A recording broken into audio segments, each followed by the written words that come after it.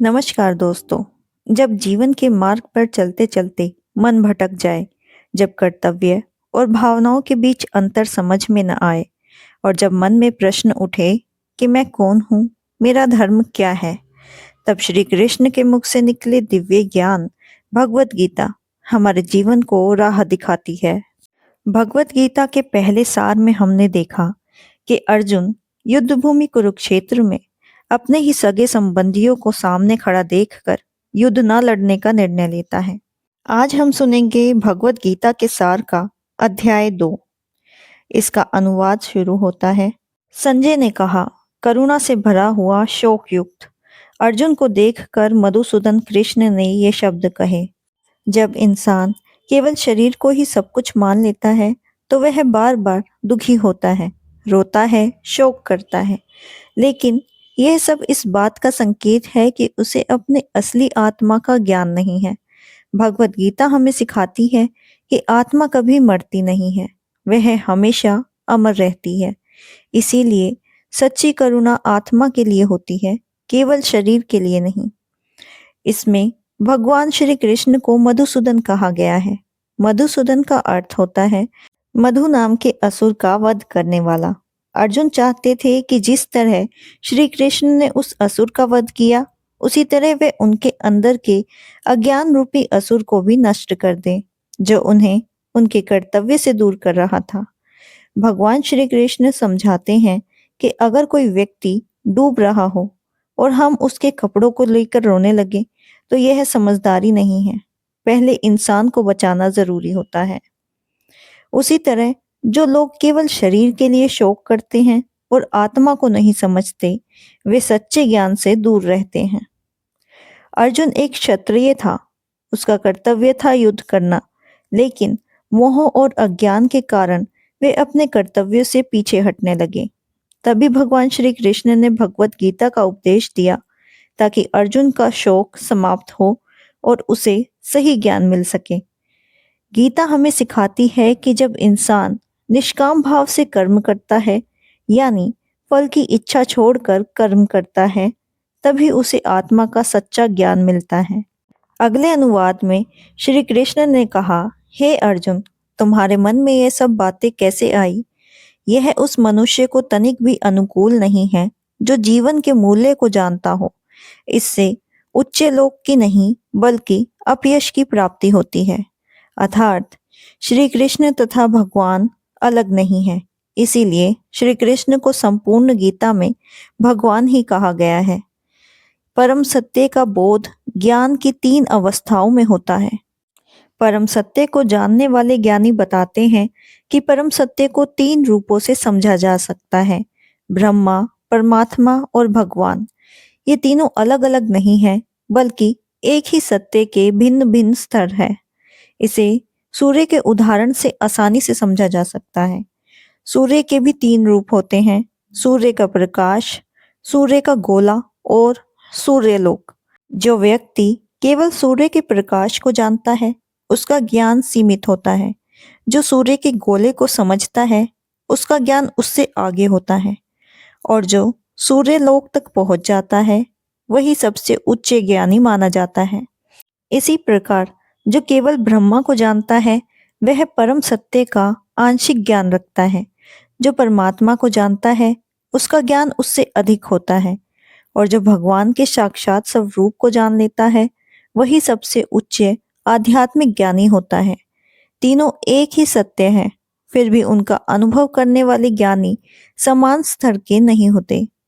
भगवान की परिभाषा में, जिसमें संपूर्ण ऐश्वर्य, शक्ति, यश, सौंदर्य, ज्ञान और वैराग्य पूर्ण रूप से हो, वही भगवान कहलाता है। दुनिया में कई लोग बहुत धनी, शक्तिशाली, सुंदर या ज्ञानी होते हैं, लेकिन कोई भी यह नहीं कह सकता कि उसके पास ये सभी गुण पूर्ण रूप से हैं। केवल भगवान श्री कृष्ण ही ऐसे हैं जिनमें ये सभी गुण पूर्ण रूप से विद्यमान हैं। इसीलिए ब्रह्मा, शिव या नारायण भी श्री कृष्ण के समान पूर्ण ऐश्वर्यवान नहीं है। ब्रह्मा संहिता में स्वयं ब्रह्मा जी कहते हैं, श्री कृष्ण ही स्वयं भगवान है। उनके सामने कोई नहीं है और ना ही उनसे बढ़कर कोई है। वे आदि भगवान हैं, गोविंदा कहलाते हैं और समस्त कारकों के भी कारक हैं।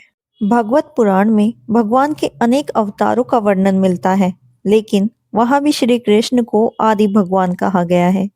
श्री कृष्ण से ही सभी अवतार प्रकट होते हैं और सभी ईश्वरीय रूप का विस्तार होता है। भागवत का प्रसिद्ध श्लोक कहता है, ये सभी अवतार भगवान के अंश या कला है, लेकिन श्री कृष्ण स्वयं भगवान है। अर्थात संसार में जितने भी अवतार हैं वे सभी भगवान के अंश हैं, लेकिन श्री कृष्ण मूल स्रोत है, वे स्वयं पूर्ण भगवान है।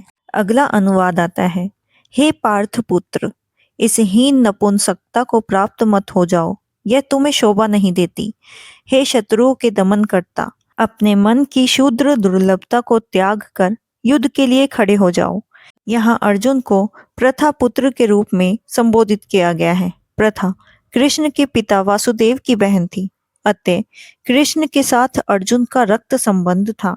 यदि क्षत्रिय पुत्र लड़ने से मना करता है तो वह नाम का क्षत्रिय है, और यदि ब्राह्मण पुत्र अपवित्र कार्य करता है तो वह नाम का ब्राह्मण है। ऐसे क्षत्रिय तथा ब्राह्मण अपने पिता के अयोग्य पुत्र होते हैं। अतः कृष्ण यह नहीं चाहते थे कि अर्जुन अयोग्य क्षत्रिय पुत्र कहलाए। अर्जुन कृष्ण का घनिष्ठतम मित्र था और कृष्ण प्रत्यक्ष रूप से उसका रथ का संचालन कर रहे थे। किंतु इन सब गुणों के होते हुए भी यदि अर्जुन युद्ध भूमि को छोड़ता है तो वह अत्यंत निंदनीय कार्य होगा।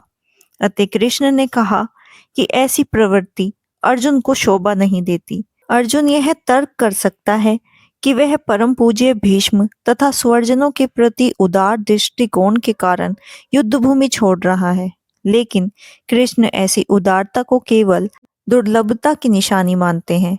ऐसी झूठी उदारता का अनुमोदन एक भी शास्त्र नहीं करता। अतः अर्जुन जैसे व्यक्ति को कृष्ण के प्रत्यक्ष निर्देशन में ऐसी उदारता परित्याग कर देनी चाहिए। अगले अनुवाद में अर्जुन ने कहा, हे शस्त्रहंता, हे मधुसूदन, मैं युद्ध भूमि में किस तरह भीष्म तथा द्रोणाचार्य जैसे पूजनीय व्यक्तियों पर उलटकर बाण चलाऊंगा। अर्थात भीष्म पितामह तथा द्रोणाचार्य जैसे सम्माननीय व्यक्ति सदैव पूजनीय हैं। यदि वे आक्रमण भी करें तो उन पर उलटकर आक्रमण नहीं करना चाहिए। यह सामान्य शिष्टाचार है कि गुरुजनों से तो वाग युद्ध भी ना किया जाए। यहाँ तक कि यदि कभी वह बुरा व्यवहार करें तो भी उनके साथ बुरा व्यवहार ना किया जाए। तो फिर भला अर्जुन उन पर बाण कैसे छोड़ सकता था? क्या कृष्ण कभी अपने पितामह नाना उग्रसेन या अपने आचार्य मुनि पर हाथ चला सकते थे? अर्जुन ने कृष्ण के समक्ष यही कुछ तर्क प्रस्तुत किए। अगले अनुवाद में, ऐसे महापुरुषों को जो मेरे गुरु हैं, उन्हें मारकर जीने की अपेक्षा इस संसार में भीख मांगकर खाना अच्छा है। भले ही वे सांसारिक लाभ के इच्छुक हो, किंतु है तो गुरुजन ही। यदि उनका वध होता है तो हमारे द्वारा भोगी गई प्रत्येक वस्तु उनके रक्त से सनी होगी।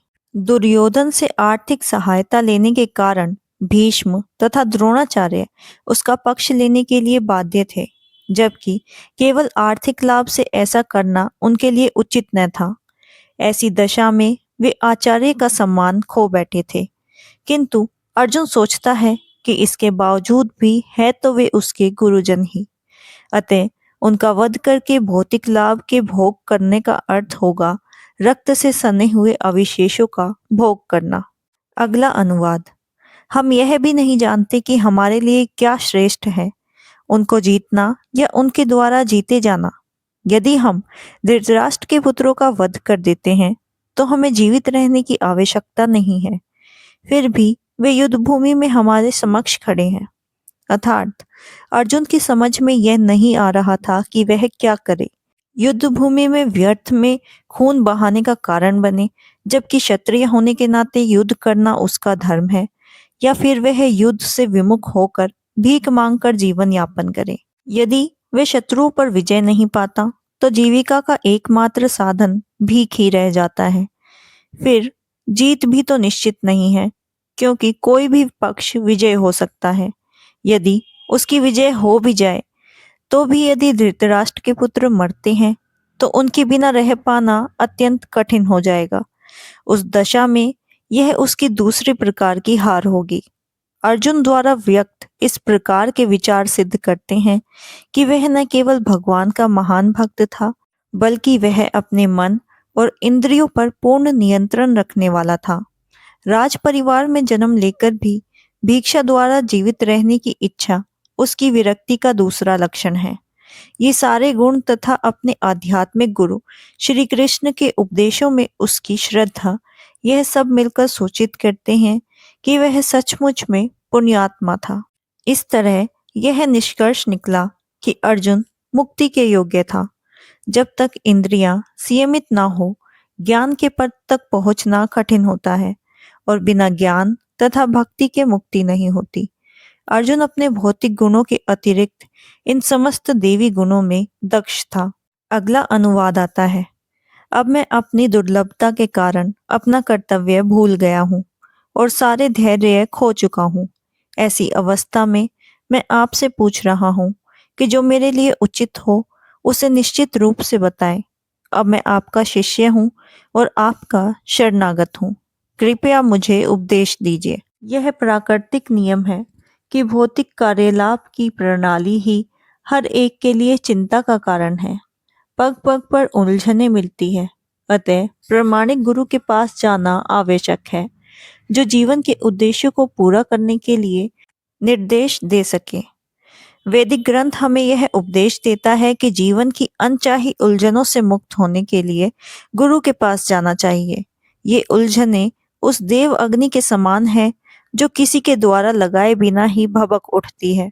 इस प्रकार विश्व की ऐसी स्थिति है कि बिना चाहे जीवन में उलझने अपने आप ही उत्पन्न हो जाती हैं।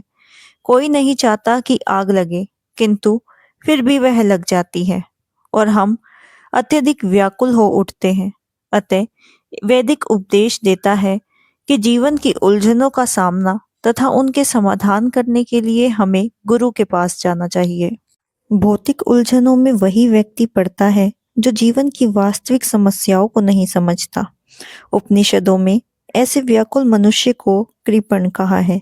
कृपण वह है जो मानव जीवन की समस्याओं को हल किए बिना और आत्म साक्षात्कार के ज्ञान को समझे बिना कुत्ते और सूअर की भांति इस संसार को छोड़कर चले जाते हैं। मनुष्य का जीवन अत्यंत मूल्यवान धरोहर है। यह जीवन हमें इसीलिए मिला है ताकि हम अपनी जन्म, मृत्यु, दुख और अज्ञान जैसी समस्याओं का समाधान कर सकें। जो व्यक्ति इस अवसर का सही उपयोग नहीं करता, उसे उपनिषद में कृपण कहा है। कृपण वह है जो सारा जीवन केवल परिवार, समाज और देश के मोह में बिता देता है और आत्मज्ञान की ओर ध्यान नहीं देता। ब्रह्मांड वह है जो इस शरीर का उपयोग जीवन की सभी समस्याओं को समाधान करने में करता है। उपनिषद कहता है जो आत्मज्ञान के साथ संसार से विदा लेता है वही ब्रह्मांड है। मनुष्य अक्सर पत्नी, बच्चे और परिवार से आध्यात्मिक आसक्त हो जाता है। कृपण यह सोचता है कि वह अपने परिवार को मृत्यु से बचा सकता है या उसका परिवार उसे मृत्यु से बचा लेगा, जबकि यह संभव नहीं है। ऐसा मोह तो पशुओं में भी होता है। वे भी अपने बच्चों की देखभाल करते हैं, लेकिन मनुष्य को इससे ऊपर उठकर सोचना चाहिए। अर्जुन समझ चुका था कि युद्ध उसका कर्तव्य है, लेकिन परिवार के प्रति अपना प्रेम और उन्हें मृत्यु से बचाने की इच्छा उसकी उलझन का कारण बन गई थी। इसी मानसिक दुर्लभता को कृपण दोष कहा गया है। अर्जुन को यह समझ में आ गया था कि वह स्वयं समाधान नहीं निकाल सकता, इसीलिए वह अपने मित्र श्री कृष्ण से नहीं, बल्कि अपने गुरु श्री कृष्ण से मार्गदर्शन चाहता था। वह शिष्य बनकर कहता है, मैं आपकी शरण में हूँ। यहीं से भगवत गीता का उपदेश प्रारंभ होता है। श्री कृष्ण भगवत गीता के प्रथम गुरु हैं और अर्जुन गीता को सुनने वाला प्रथम शिष्य। जो लोग यह कहते हैं कि मानव स्वरूप श्री कृष्ण की नहीं बल्कि ऐजन में श्री कृष्ण की शरण लेनी चाहिए, वह गीता के मतलब को नहीं समझते। श्री कृष्ण के भीतर और बाहर कोई भेद नहीं है। जो यह सत्य को समझे बिना भगवत गीता को समझने की कोशिश करता है, उसे शास्त्रों में अज्ञान कहा गया है। जो जीवन का सही उद्देश्य नहीं समझता, वही भौतिक उलझनों में फंसता है, और जो श्री कृष्ण को गुरु मानकर गीता के ज्ञान को अपनाता है, वही जीवन की सभी समस्याओं का समाधान पाता है। अगला अनुवाद आता है। मुझे ऐसा कोई समाधान नहीं दिखता जो मेरी इंद्रियों को सुखाने वाले इस शोक को दूर कर सके। स्वर्ग पर देवताओं के अधिपत्य की तरह इस धन धान्य संपन्न सारी पृथ्वी के राज्य प्राप्त करके भी मैं इस शोक को दूर नहीं कर सकता। अर्जुन धर्म तथा सदाचार के नियमों पर आधारित अनेक तर्क प्रस्तुत करता है, किंतु ऐसा लग रहा है कि वह अपने गुरु भगवान श्री कृष्ण की सहायता के बिना अपनी असली समस्या को हल नहीं कर पा रहा। वह समझ गया था कि उसे उन उलझनों को भगवान श्री कृष्ण जैसे आध्यात्मिक गुरु की सहायता के बिना हल कर पाना असंभव है। शेष ज्ञान, ऊंचा पद, विविधता, ये सब जीवन की समस्याओं का हल करने में व्यर्थ है। यदि इसमें कोई सहायता कर सकता है तो वह एकमात्र गुरु है। अतः निष्कर्ष यह निकला कि गुरु जो 100% कृष्ण भावित होता है, वही एकमात्र प्रमाणिक गुरु है, और वही जीवन की समस्याओं को हल कर सकता है। भगवान चैतन्य ने कहा है कि जो कृष्ण के विज्ञान में दक्ष हो, चाहे वह जिस भी जाति का क्यों न हो, वही वास्तविक गुरु है। कोई व्यक्ति चाहे वह वैदिक ज्ञान में दक्ष हो, निम्न जाति में जन्मा शूद्र हो या सन्यासी, यदि वह कृष्ण के विज्ञान में दक्ष है तो वही प्रामाणिक गुरु है। संसार की मूल समस्याएं जन्म, बुढ़ापा, रोग और मृत्यु धन संचय या आर्थिक विकास से कभी समाप्त नहीं हो सकती। दुनिया के कई देशों में सभी भौतिक सुविधाएं, संपत्ति और आर्थिक समृद्धि है, फिर भी वहां के लोग उन्हीं दुख, तनाव और अशांति से घिरे रहते हैं। वे शांति को पाने के लिए अनेक उपाय करते हैं, लेकिन सच्चा सुख उन्हें तभी मिलता है जब वे कृष्ण भक्ति को अपनाते हैं। वास्तविक शांति तब मिलती है जब मनुष्य श्री कृष्ण के तत्व को समझे, उनके प्रामाणिक प्रतिनिधि के मार्गदर्शन में भगवत गीता और श्रीमद् भगवत गीता के उपदेशों को अपनाए। केवल आर्थिक विकास परिवार, समाज, देश या संसार के शोक और अव्यवस्था को दूर नहीं कर सकता। यदि धन, सत्ता या स्वर्ग का सुख मनुष्य के शोक को मिटा सकता, तो अर्जुन ये कभी नहीं कहता कि पृथ्वी के सर्वोच्चम राज्य या स्वर्गलोक का वैभव भी उनके दुखों को दूर नहीं कर सकता। इसीलिए अर्जुन ने श्री कृष्ण का आश्रय लिया। यही शांति और संतुलन का सही मार्ग है। आर्थिक विकास या विश्व शक्ति किसी भी क्षण प्राकृतिक आपदा या प्रलय से समाप्त हो सकती है। यहाँ तक कि चंद्रलोक जैसे उच्च लोकों की यात्रा भी एक झटके में समाप्त हो सकती है। भगवत गीता कहती है, जब पुण्य कर्मों का फल समाप्त हो जाता है तो मनुष्य फिर से निम्न स्तर से जीवन में गिर जाता है। इसी कारण दुनिया के कई बड़े बड़े राजनेताओं और शक्तिशाली लोगों का पतन हुआ है, और यही पतन शोक का कारण बनता है।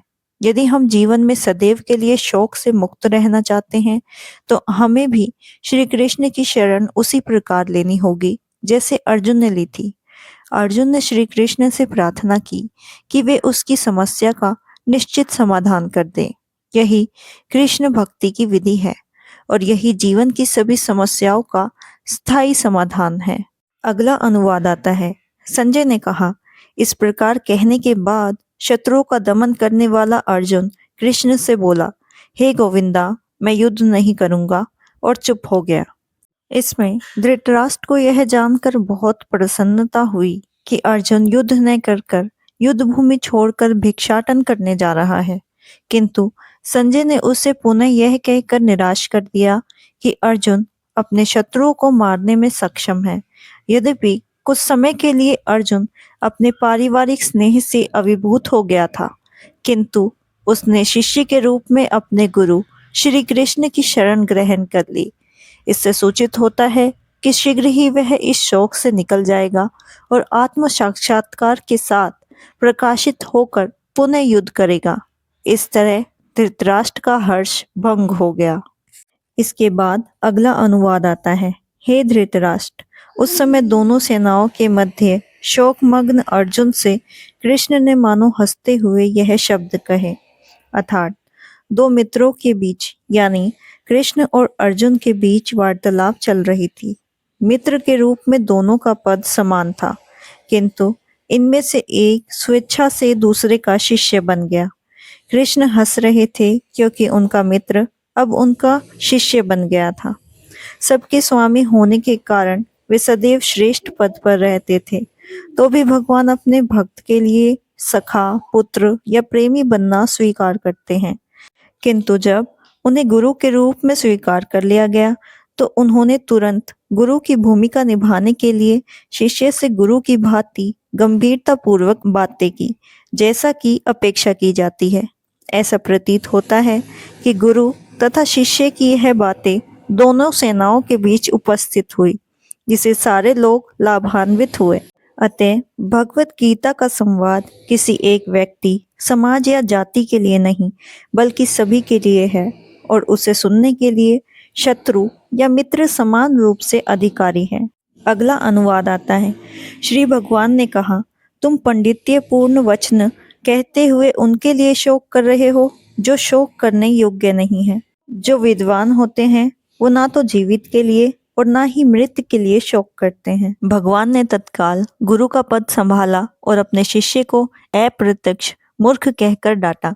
उन्होंने कहा, तुम विद्वान की तरह बातें करते हो, किंतु तुम यह नहीं जानते कि जो विद्वान होता है, अर्थात जो यह जानता है कि शरीर तथा आत्मा क्या है, वह किसी अवस्था में शरीर के लिए, चाहे वह जीवित हो या मृत, शोक नहीं करता। अगले अध्याय में यह स्पष्ट हो जाएगा कि ज्ञान का अर्थ पदार्थ तथा आत्मा एवं इन दोनों का नियमिक को जानता है। अर्जुन का तर्क था कि राजनीतिक या सामाजिक की अपेक्षा धर्म को अधिक महत्व मिलना चाहिए, किंतु उसे यह ज्ञात न था कि पदार्थ, आत्मा तथा परमेश्वर का ज्ञान धार्मिक सूत्रों से भी अधिक महत्वपूर्ण है, और क्योंकि उसमें इस ज्ञान का अभाव था, उसे विद्वान नहीं बनना चाहिए था, और क्योंकि वह आध्यात्मिक विद्वान नहीं था, इसीलिए वह शोक को सर्वथा अयोग्य वस्तु के लिए शोक कर रहा था। यह शरीर जन्मता है और आज नहीं तो कल इसका विनाश निश्चित है। अतः शरीर उतना महत्वपूर्ण नहीं है जितना कि आत्मा। जो इस तथ्य को जानता है वही असली विद्वान है, और इसके लिए शोक का कोई कारण नहीं हो सकता। अगला अनुवाद आता है। ऐसा कभी नहीं हुआ कि मैं न रहा हूँ या तुम न रहे हो, अथवा ये समस्त राजा न रहे हो, और न ऐसा है कि भविष्य में हम लोग नहीं रहेंगे।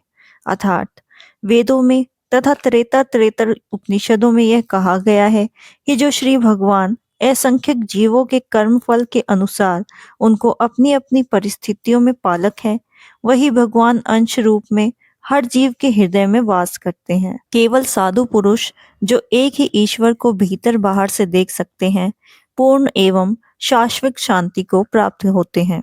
जो वैदिक ज्ञान अर्जुन को प्रदान किया गया, वही संसार के उन सभी व्यक्ति को दिया जाता है जो स्वयं को विद्वान तो कहते हैं, किंतु जिनकी वास्तविक ज्ञान दृष्टि अत्यंत सीमित होती है।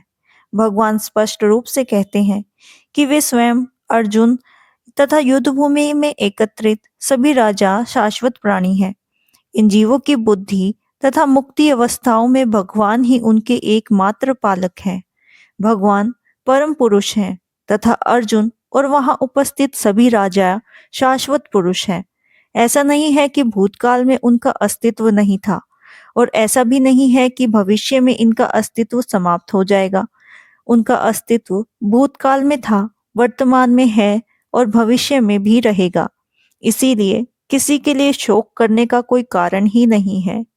मायावादी सिद्धांत यह मानता है कि मृत्यु के बाद आत्मा माया के आवरण से पृथक होकर निराकार ब्रह्मा में विलीन हो जाती है और अपना अस्तित्व खो देती है, किंतु इस सिद्धांत की पुष्टि स्वयं भगवान श्री कृष्ण द्वारा नहीं की जाती। ये स्पष्ट कहते हैं कि बुद्धि अवस्था में भी और भविष्य में भी भगवान तथा अन्य जीवों का अस्तित्व हमेशा रहेगा। इस तथ्य की पुष्टि उपनिषदों में भी होती है। श्री कृष्ण का यह कथन पूर्ण प्रमाणिक है, क्योंकि वे माया के अधीन नहीं है। यदि अस्तित्व सत्य न होते तो भगवान श्री कृष्ण भविष्य के लिए इतना बल क्यों देते? मायावादी यह तर्क दे सकता है कि श्री कृष्ण द्वारा बताया गया अस्तित्व आध्यात्मिक है, भौतिक नहीं।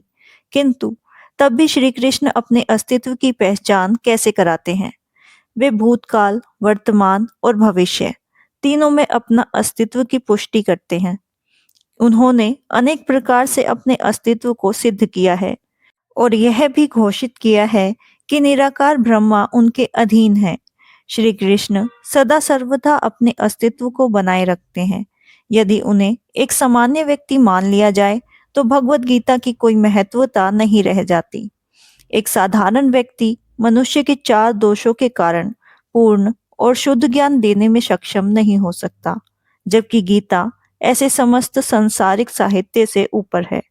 संसार का कोई भी ग्रंथ गीता की तुलना नहीं कर सकता।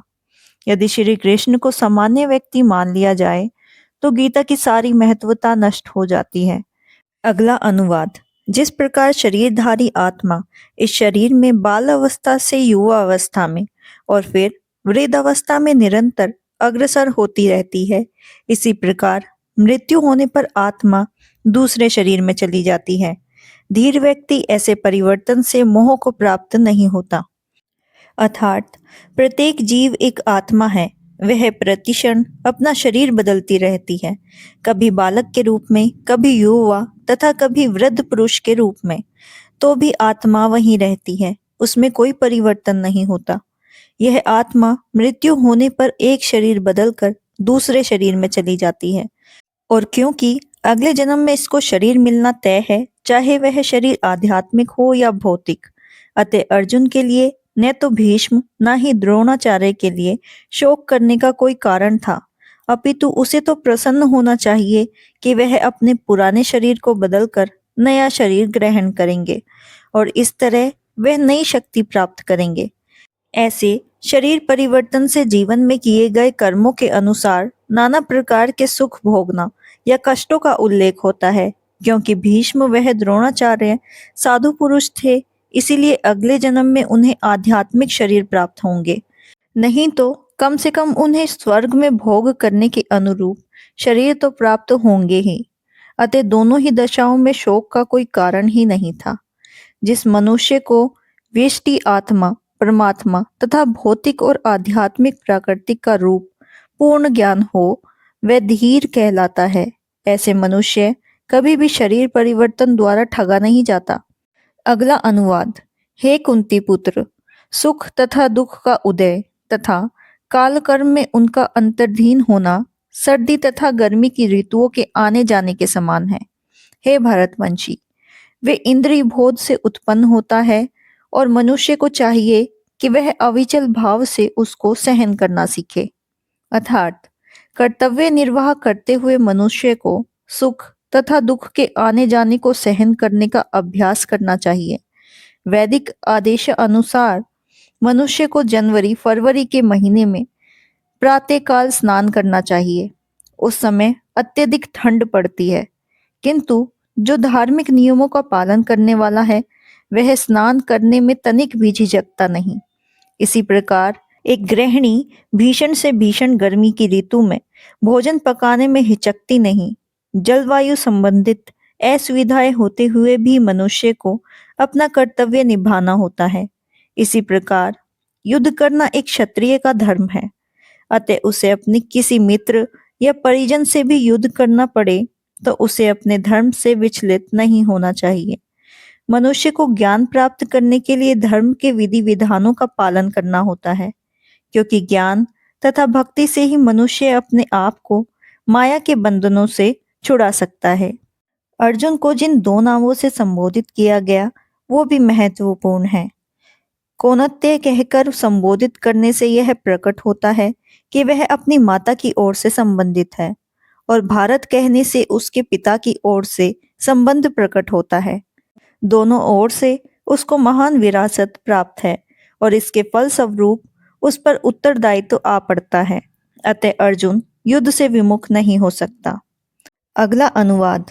हे अर्जुन, जो पुरुष सुख तथा दुख में विचलित नहीं होता और जो इन दोनों में समान भाव रखता है वह निश्चित रूप से मुक्ति के योग्य है।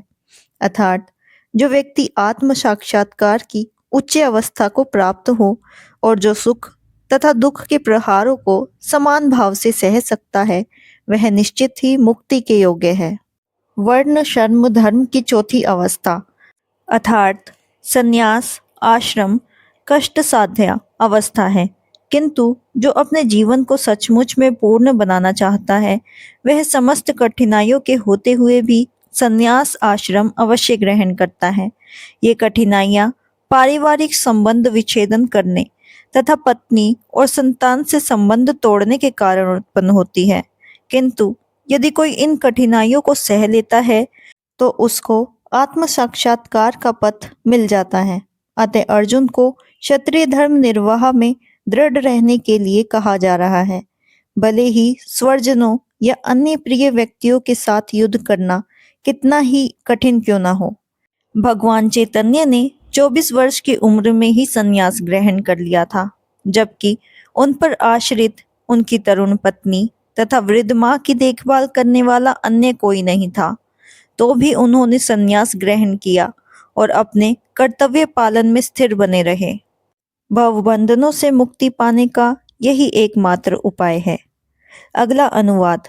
तत्वदर्शियों ने यह निष्कर्ष निकाला है कि भौतिक शरीर का तो कोई चिरस्थायित्व नहीं है, किंतु आत्मा अपरिवर्तित रहती है। उन्होंने इन दोनों की प्रकृति के अध्ययन द्वारा यह निष्कर्ष निकाला है, अर्थात परिवर्तनशील शरीर का कोई अस्तित्व नहीं होता। आधुनिक चिकित्सक विज्ञान ने भी यह स्वीकार किया है कि विभिन्न कोशिकाओं की क्रिया प्रतिक्रिया द्वारा शरीर प्रतिक्षण बदलता रहता है। इस तरह शरीर की वृद्धि तथा वृद्ध अवस्था आती है, किंतु शरीर तथा मन में निरंतर परिवर्तन होने पर भी आत्मा स्थायी रहती है। यही पदार्थ तथा आत्मा का अंतर है। शरीर नित्य परिवर्तनशील है और आत्मा शाश्वत है। तत्वदर्शियों ने, चाहे वह निर्विशेषवादी हो या सद्गुणवादी, इसी निष्कर्ष की स्थापना की है। यहीं से भगवान द्वारा अज्ञान से मोहग्रस्त जीव को उपदेश देने का शुभारंभ होता है। अज्ञान को हटाने के लिए आराधक और आराध्य के बीच पुनः शाश्वत संबंध स्थापित करना होता है और फिर अंश रूपी जीवों को तथा श्री भगवान के अंतर को समझाना होता है। कोई भी व्यक्ति आत्मा के अध्ययन द्वारा परमेश्वर के स्वभाव को समझ सकता है। आत्मा तथा परमात्मा का अंतर अंश तथा पूर्ण के अंतर के रूप में है। वेदांत सूत्र तथा श्रीमद् भगवत में परमेश्वर को समस्त ऊर्ध्व का मूल्य माना गया है। ऐसे प्रकाश का अनुभव परा तथा अपरा प्राकृतिक कर्मों द्वारा किया जाता है। जीव का संबंध परा प्राकृतिक से है, जैसा कि 7वें अध्याय में स्पष्ट होगा। यद्यपि शक्ति तथा शक्तिमान में कोई अंतर नहीं है, किंतु शक्तिमान को परम माना जाता है और शक्ति या प्राकृतिक को गुणा। अतः सारे जीवी उसी प्रकार परमेश्वर के सदैव अधीन रहते हैं जिस तरह सेवक स्वामी के अधीन रहता है। अज्ञान अवस्था में ऐसे स्पष्ट ज्ञान को समझ पाना असंभव है। अतः ऐसे अज्ञान को दूर करने के लिए भगवान द्वारा भगवत गीता का उपदेश दिया गया था। अगला अनुवाद। जो सारे शरीर में व्याप्त हो उसे ही तुम अविनाशी समझो और उसे नष्ट करने के लिए कोई भी समर्थ नहीं है। अर्थात इसमें संपूर्ण शरीर में व्याप्त आत्मा की प्रकृति का अधिक स्पष्ट वर्णन हुआ है। सभी लोग समझते हैं कि जो सारे शरीर में व्याप्त हो वह चेतना है। प्रत्येक व्यक्ति को शरीर में किसी अंश में या पूरे भाग में सुख दुख का अनुभव होता है, किंतु चेतना की यह व्याप्ति किसी के शरीर तक सीमित ही नहीं रहती। एक शरीर का सुख तथा दुख का बोध दूसरे शरीर को नहीं हो पाता। इसके फलस्वरूप प्रत्येक शरीर में आत्मा है और इस आत्मा की उपस्थिति का लक्षण चेतना द्वारा किया जाता है। इस आत्मा को बाल के अग्रभाग के 10,000वें भाग से तुल्य बताया गया है। त्रेतत उपनिषद में इसकी पुष्टि हुई है। यदि बाल के अग्रभाग को 100 भागों से विभाजित किया जाए और फिर उसमें से प्रत्येक भाग को 100 भागों से विभाजित किया जाए तो इस तरह के प्रत्येक अगला अनुवाद अविनाशी, अप्रेमीय तथा शाश्वत जीव के भौतिक शरीर का अंत निश्चित है। अतः हे भारतवंशी, युद्ध करो। भौतिक शरीर स्वभाव से नाशवान है। यह इसी समय नष्ट हो सकता है और 100 वर्ष बाद भी। यह केवल समय की बात है। इसे अनंत काल तक बनाए रखने की कोई भी संभावना नहीं है। किंतु आत्मा इतनी सूक्ष्म है कि इसे देखा भी नहीं जा सकता, मारना तो दूर रह गया। जैसा कि पिछले श्लोक में कहा गया है कि यह इतना सूक्ष्म है कि कोई इसे मापने की सोच भी नहीं सकता। अतः दोनों ही दृष्टि से शोक का कोई कारण नहीं है, क्योंकि जीव जिस रूप में है उसे ना तो मारा जा सकता है और ना ही शरीर को कुछ समय तथा एक स्थायी रूप से बचाया जा सकता है। पुण्य आत्मा के सूक्ष्म कण अपने कर्म के अनुसार ही शरीर धारण करते हैं। अतः धार्मिक नियमों का पालन करना चाहिए। वेदांत सूत्र में जीव को प्रकाश बताया गया है, क्योंकि वह परम प्रकाश का अंश है। जिस प्रकार सूर्य का प्रकाश सारे ब्रह्मांड का पोषण करता है, उसी प्रकार आत्मा के प्रकाश से इस भौतिक देह का पोषण होता है। जैसे ही आत्मा इस भौतिक शरीर से बाहर निकल जाती है, शरीर सड़ने लगता है। अतः आत्मा ही शरीर का पोषक है। शरीर अपने आप में बिना आत्मा के महत्वहीन है। इसीलिए अर्जुन को उपदेश दिया गया कि वह युद्ध करे और भौतिक शारीरिक कारणों से धर्म की बलि ना होने दे। अगला अनुवाद आता है, जो इस जीवात्मा को मारने वाला समझता है तथा जो इसे मरा हुआ समझता है, वह दोनों ही अज्ञानी है, क्योंकि आत्मा ना तो मरती है और ना ही इसे मारा जा सकता है। अर्थात जब देहधारी जीव को किसी घातक हथियार से आघात पहुंच जाता है, तो यह समझ लेना चाहिए कि शरीर के भीतर की जीवात्मा मरी नहीं। आत्मा इतनी सूक्ष्म है कि इसे किसी तरह के भौतिक हथियार से मार पाना असंभव है। जिसे मरा हुआ समझा जाता है वह केवल शरीर होता है, किंतु इसका तात्पर्य शरीर के वध को प्रोत्साहन करना नहीं है। वैदिक आदेश है कि किसी भी जीव की हिंसा ना करो, ना ही किसी जीवात्मा का वध करो। इसका अर्थ है कि पशु हिंसा को प्रोत्साहन दिया जाए। किसी भी जीव के शरीर की हत्या करना दंडनीय अपराध है और यह राजा तथा भग विधानों के द्वारा दंडनीय है। किंतु अर्जुन को तो धर्म के अनुसार मारने के लिए नियुक्त किया जा रहा था, किसी पागलपन वंश के लिए नहीं। अगला अनुवाद आता है, आत्मा के लिए किसी भी काल में न तो जन्म है न मृत्यु। वह न तो कभी जन्मी जाती है, न जन्म लेती है और न जन्म लेगी। वह अजन्मी, नित्य, शाश्वत तथा पुरातन है। शरीर के मारे जाने पर वह मारी नहीं जाती। अर्थात दार्शनिक दृष्टि से परमात्मा का अंश आत्मा परम से अभिन्न है। आत्मा शरीर की तरह परिवर्तनशील नहीं है। इसीलिए आत्मा को कभी कभी स्थायी भी कहा जाता है। शरीर में 6 प्रकार के परिवर्तन होते हैं। वह माता के गर्भ से जन्म लेता है, कुछ समय तक ठहरता है, बढ़ता है, कुछ परिणाम उत्पन्न करता है, धीरे धीरे क्षीण होता है और अंत में नष्ट हो जाता है। किंतु आत्मा में ऐसा कोई परिवर्तन नहीं होता। आत्मा अजन्मी है, परंतु जब वह भौतिक शरीर धारण करती है तब शरीर का जन्म होता है। आत्मा न जन्म लेती है न मरती है।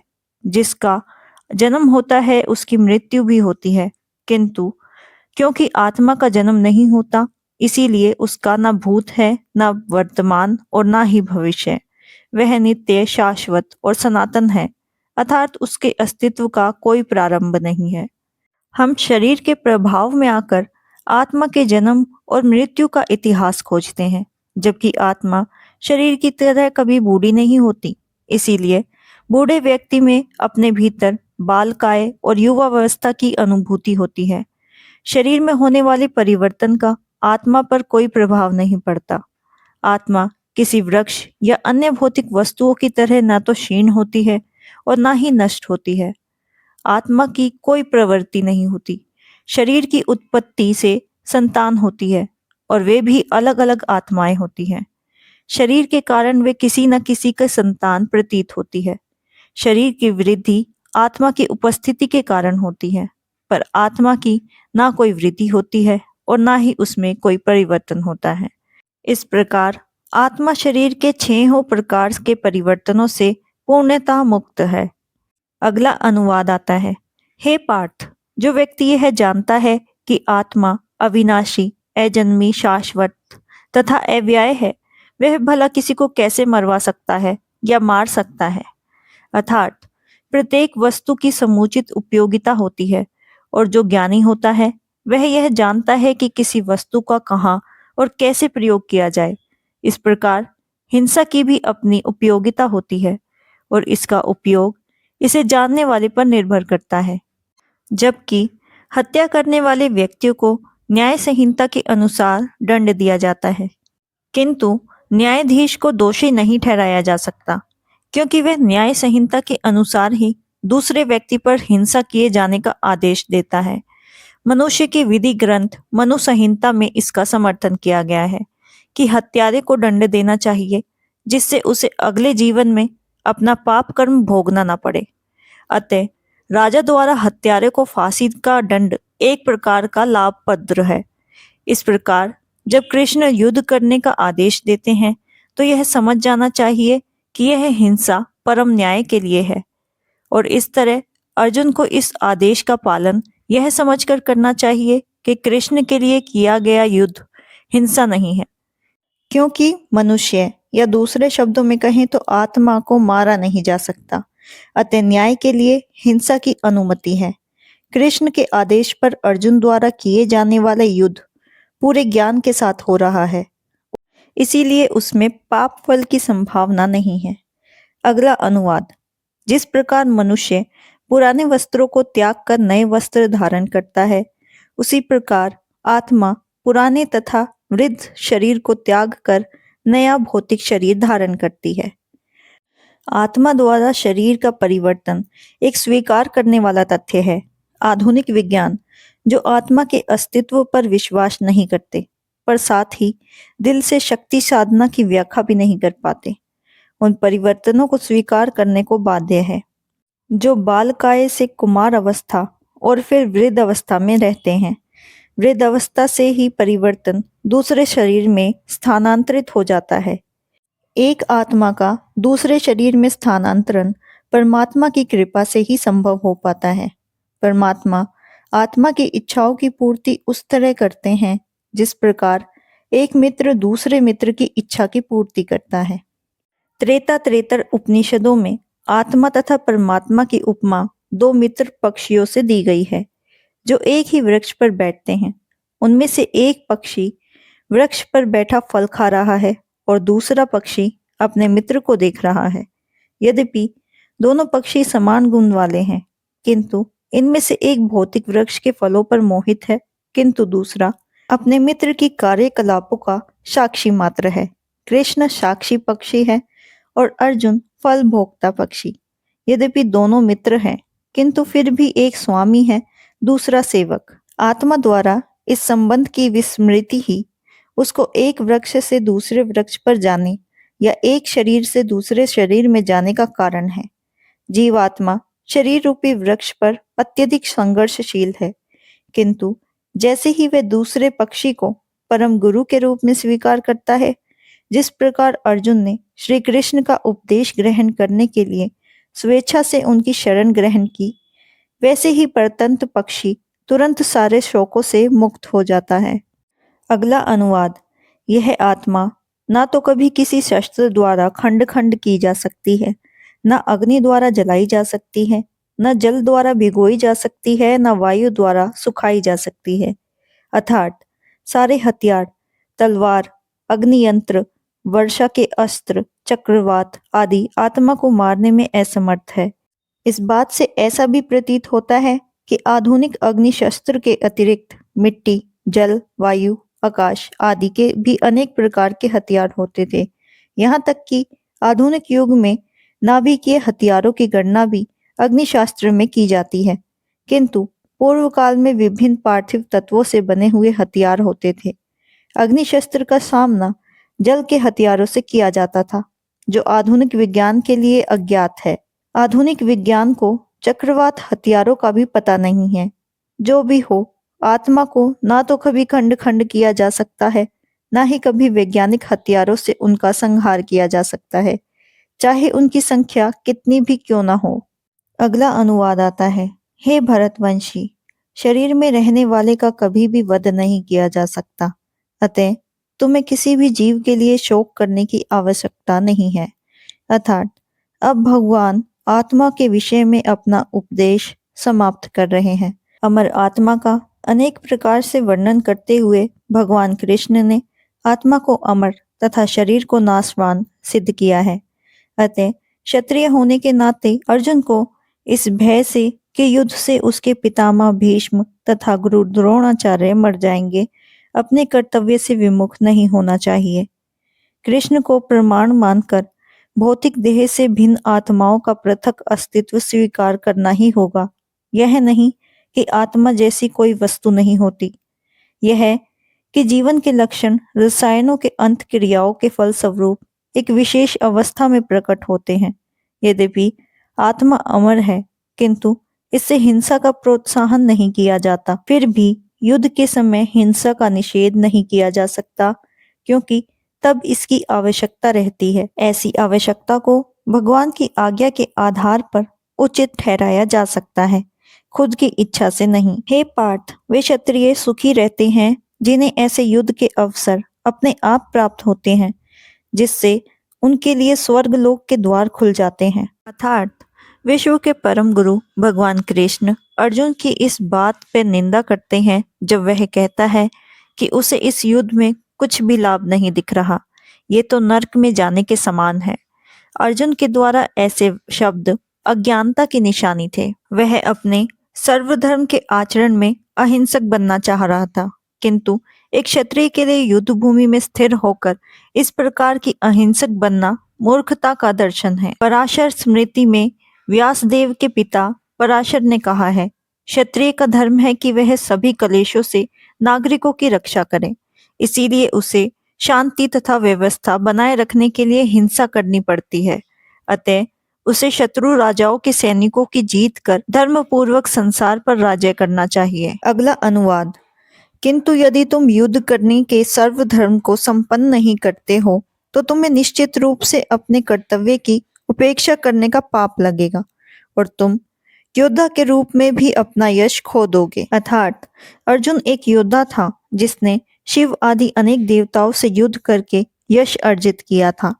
शिकारी के वेश में शिवजी से युद्ध करके उसने उन्हें हराकर उन्हें प्रसन्न किया था और वर भी प्राप्त किया था। सभी लोग जानते हैं कि वह एक महान योद्धा है। स्वयं द्रोणाचार्य ने उसे आशीष दिया था और एक विशेष अस्त्र प्रदान किया था, जिससे वह अपने गुरु का भी वध कर सकता था। इस प्रकार वह अपने धर्म पिता एवं स्वर्ग के राजा इंद्रदेव समेत अनेक अधिकारियों से अनेक युद्धों के प्रमाण पत्र प्राप्त कर चुका था। किंतु यदि वह इस समय युद्ध का परित्याग करता है, तो वह न केवल क्षत्रिय धर्म की उपेक्षा का दोषी होगा, अपितु उसके यश की भी हानि हो सकती है और वह नरक जाने के लिए अपना मार्ग तय कर लेगा। दूसरे शब्दों में, वह युद्ध करने से नहीं बल्कि युद्ध से पलायन करने के कारण नरक का भोगी होगा। अगला अनुवाद आता है। लोग सदैव तुम्हारे अपयश का वर्णन करेंगे और सम्मानित व्यक्ति के लिए अपयश तो मृत्यु से भी बढ़कर होती है। अर्थात अब अर्जुन के मित्र तथा गुरु के रूप में भगवान कृष्ण अर्जुन को युद्ध से विमुख न होने का अंतिम निर्णय देते हैं। वे कहते हैं, अर्जुन, यदि तुम युद्ध के प्रारंभ होने से पहले ही युद्ध भूमि छोड़ देते हो तो लोग तुम्हें कायर कहेंगे, और यदि तुम सोचते हो कि लोग गाली देते रहे किंतु तुम युद्ध भूमि से भागकर अपनी जान बचा लोगे, तो मेरी सलाह है कि तुम युद्ध भूमि में ही मर जाओ, यही अच्छा होगा। तुम जैसे सम्मानित व्यक्ति के लिए अपकीर्ति तो मृत्यु से भी बुरी होती है। अगला अनुवाद आता है। जिन जिन महान योद्धाओं ने तुम्हारे नाम तथा यश को सम्मान दिया, वे सोचेंगे कि तुमने डर के मारे युद्ध भूमि छोड़ दी और इस तरह वे तुम्हें तुच्छ मानेंगे। अर्थात भगवान कृष्ण अर्जुन को अपना निर्णय सुना रहे हैं। तुम ये मत सोचो कि दुर्योधन, कर्ण तथा अन्य महारथी ये सोचेंगे कि तुमने अपने भाइयों तथा पितामह पर दया खाकर युद्ध भूमि छोड़ी है। वे तो यही सोचेंगे कि तुमने अपने प्राणों के भय से युद्ध भूमि छोड़ दी। इस प्रकार उनकी दृष्टि में तुम्हारे प्रति जो सम्मान है वह धूल में मिल जाएगा। हे कुंती पुत्र, यदि तुम युद्ध में मारे जाओगे तो स्वर्ग को प्राप्त होगे, या यदि तुम जीत जाओगे तो पृथ्वी के साम्राज्य का भोग करोगे। अतः दृढ़ संकल्प करके खड़े हो जाओ और युद्ध करो। अर्थात यद्यपि अर्जुन के पक्ष में विजय निश्चित न थी, फिर भी उसे युद्ध करना था, क्योंकि यदि वह युद्ध में मारा जाएगा तो वह स्वर्ग लोक को प्राप्त हो जाएगा। अगला अनुवाद। तुम सुख या दुख, हानि या लाभ, विजय या पराजय का विचार किए बिना युद्ध के लिए युद्ध करो। ऐसा करने पर तुम्हें कोई पाप नहीं लगेगा।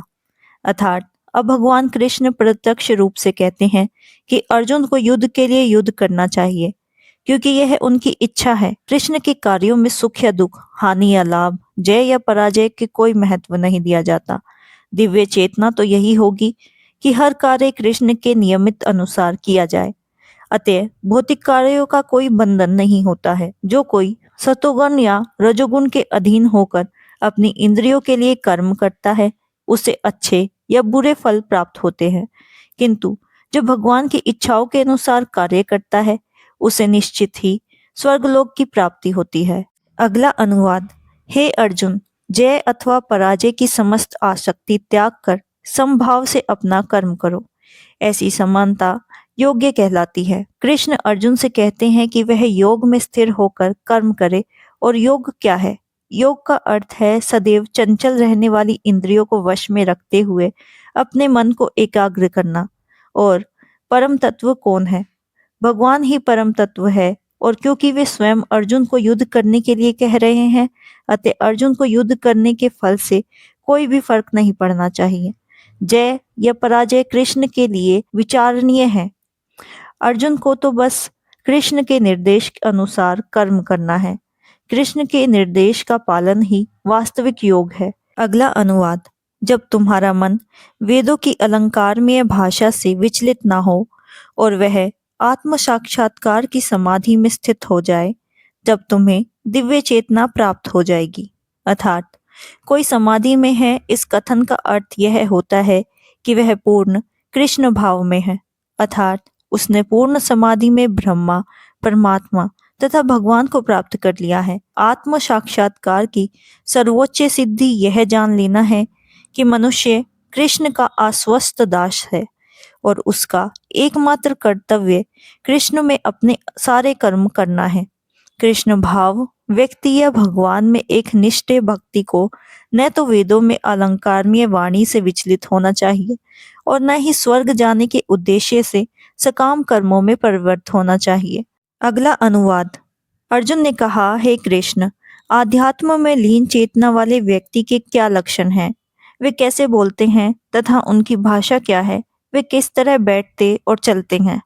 अर्थात जिस प्रकार प्रत्येक व्यक्ति को उसकी विशिष्ट स्थिति के अनुसार कुछ लक्षण होते हैं, उसी प्रकार कृष्ण में लीन व्यक्ति के विशिष्ट स्वभाव होते हैं, यथा उसका बोलना, चलना, सोचना आदि।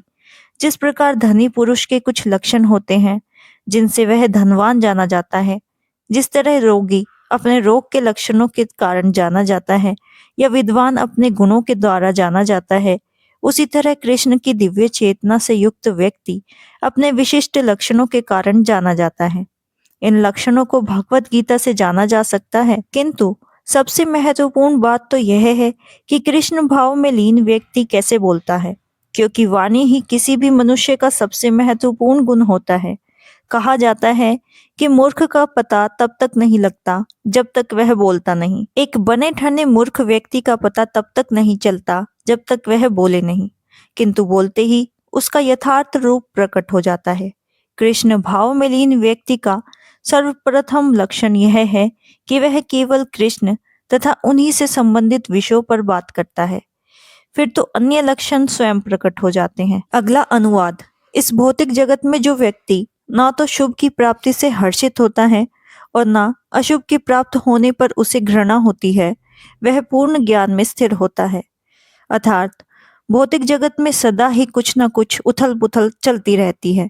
उसका परिणाम अच्छा हो या बुरा, जो उस उथल पुथल में विचलित नहीं होता, जो अच्छे या बुरे को अप्रभावित रहता है, उसे कृष्ण भाव में स्थिर समझा जाता है।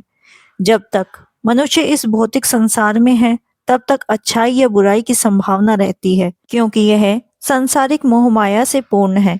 किंतु जो कृष्ण भाव में स्थिर रहते हैं, वह अच्छाई या बुराई से अछूते रहते हैं। अगला अनुवाद। यह आध्यात्मिक तथा ईश्वरीय जीवन का पथ है, जिसे प्राप्त करके मनुष्य मोहित नहीं होता। यदि कोई जीवन के अंतिम समय में भी इस तरह स्थिर हो, तो वह भगवत धाम में प्रवेश कर सकता है। मनुष्य कृष्ण भाव या दिव्य जीवन को एक क्षण में प्राप्त कर सकता है, और हो सकता है कि उसे लाखों जन्मों के बाद भी यह प्राप्त ना हो। यह तो सत्य को समझने और स्वीकार करने की बात है। खटवांग महाराजा ने अपनी मृत्यु के कुछ मिनट पहले कृष्ण के शरणागत होकर ऐसी जीवन अवस्था प्राप्त कर ली। निवारण का अर्थ है भौतिकवादी जीवन शैली का अर्थ। बौद्ध दर्शन के अनुसार इस भौतिक जीवन को पूरा होने पर केवल शून्य शेष रह जाता है, किंतु भगवत गीता की शिक्षा इससे भिन्न है। वास्तविक जीवन का शुभारंभ इस भौतिक जीवन के पूरे होने पर होता है। स्थूल भौतिकवादियों के लिए यह जानना पर्याप्त होगा कि इस भौतिक जीवन का अंत निश्चित है, किंतु आध्यात्मिक दृष्टि से उन्नत व्यक्तियों के लिए इस जीवन के बाद अन्य जीवन प्रारंभ होता है। इस जीवन का अंत होने के पूर्व यदि कोई कृष्ण भाव में लीन हो जाता है, तो उसे तुरंत ब्रह्म निवारण अवस्था प्राप्त हो जाती है। भगवत धाम तथा भगवत भक्ति के बीच कोई अंतर नहीं है, क्योंकि दोनों चरम पद है। अतः भगवान की दिव्य प्रेम भक्ति में व्यस्त रहने का अर्थ है भगवत धाम को प्राप्त करना। भौतिक जगत में इंद्रियभूति विषयक कार्य होते हैं, और आध्यात्मिक जगत में कृष्ण भक्ति में विषयक कार्य होते हैं। इसी जीवन में ही कृष्ण भक्ति की प्राप्ति तत्काल ब्रह्म प्राप्ति जैसी है, और जो भगवान में स्थिर हो जाता है, वह निश्चित रूप से ही भगवत धाम में प्रवेश कर चुका होता है। ब्रह्म और भक्ति पदार्थ एक दूसरे से विपरीत है, अतः ब्रह्म स्थिति का अर्थ है भौतिक कार्यों के पद पर न होना। भगवत गीता में भगवत भक्ति को मुक्ति अवस्था माना जाता है, अतः ब्रह्म स्थित भौतिक बंधक से मुक्ति है। भक्ति विनोद ठाकुर जी ने भगवत गीता के इस दूसरे अध्याय को संपूर्ण ग्रंथों में प्रतिपाद विषय के रूप में संक्षिप्त किया गया है।